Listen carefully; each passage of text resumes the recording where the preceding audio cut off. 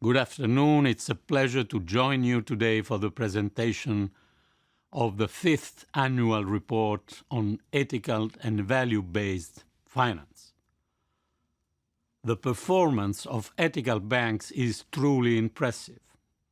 As your report shows, they are more focused on providing services to the real economy, and they are also on average more profitable than traditional banks. Your results are proof that sustainability and profit can go hand in hand. The same spirit is very much at the heart of our economic policy. With the European Green Deal and with our Next Generation EU program, we want to show that sustainability and growth can go hand in hand, that the green transition can be the engine of a more sustainable and more inclusive economy.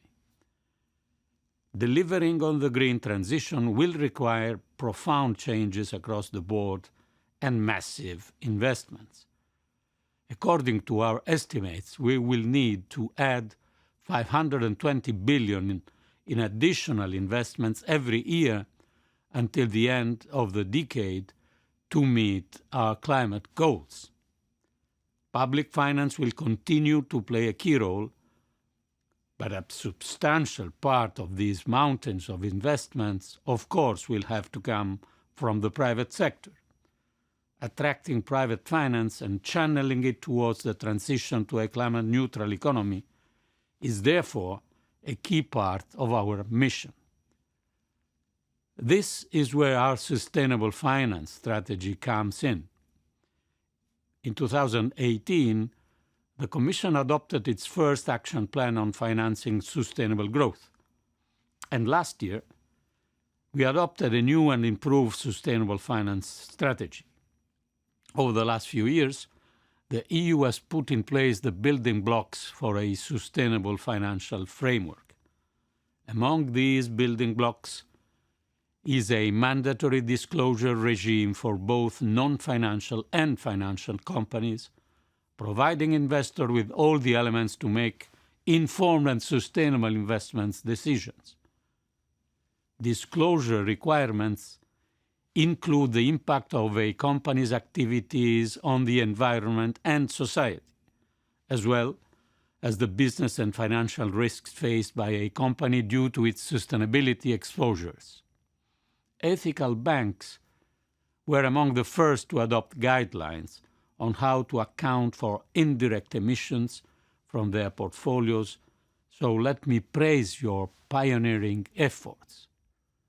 Another building block is a set of investment tools, including benchmark, standards, and labels. These make it easier for financial market participants to align their investment strategies with the EU's climate and environmental goals. They provide greater transparency to market participants. Last year, the Commission adopted a legislative proposal for a standard on European green bonds.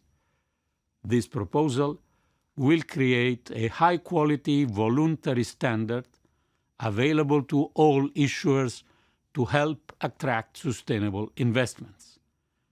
And the extension of the EU eco-label to financial products will provide retail investors with a credible, reliable, and widely recognized label for retail financial products.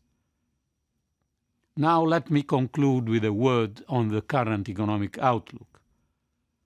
We are facing a challenging winter ahead.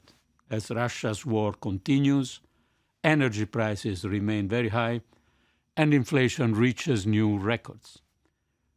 Financing conditions are tightening both in Europe and globally. Economic sentiment is deteriorating, and a recession can no longer be ruled out. Against this backdrop, your report notes that, and I quote, member states could conceivably abandon or postpone their sustainability agenda and focus on more urgent issues. I recall that similar concerns were voiced during the pandemic. And then the Commission put forward the Next Generation EU and the Fit for 55 package.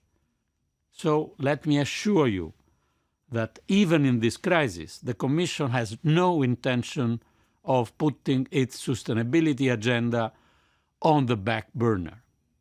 On the contrary, as part of what we call Repower EU plan to reduce our reliance on Russian fossil fuels, we have set even more ambitious goals for the rollout of renewables and energy efficiency measures.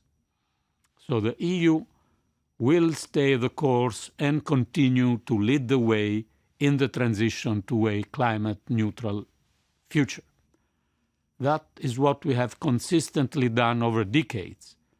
We have pushed for international agreements like Kyoto or Paris. With the European Green Deal and our Fit for 55 package, we have set increasingly ambitious targets for cutting emissions emulated around the world.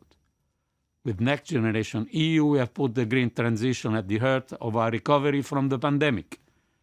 And with our sustainable finance strategy, we are steering capital flows towards green and sustainable investments. There is, of course, room for improvement.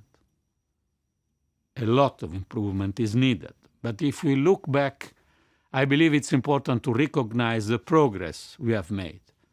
Or, as President Obama once put it, better is good because you consolidate your gains and then you move on to the next fight from a stronger position. Thank you.